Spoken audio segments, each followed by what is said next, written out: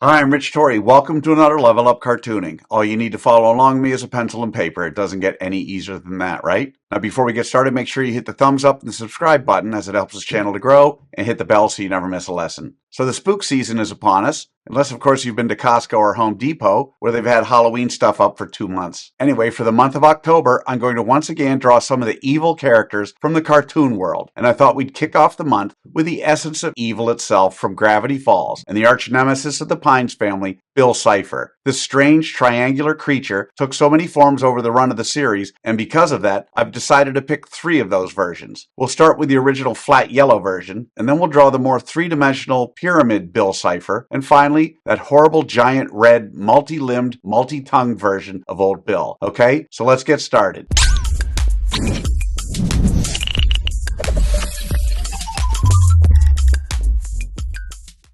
We're going to draw our 3 versions of Bill Cipher step by step, giving you the secret formula to be able to draw them again and again. If you've watched any of my other videos, you know I normally use the character's head to figure out how big the entire character is. There won't be any need for that in this lesson, but I will break each of Bill's triangular faces down a bit using guidelines, simply to help position his eyes and limbs. Okay, so let's draw the roadmap for our 3 versions of Bill Cipher.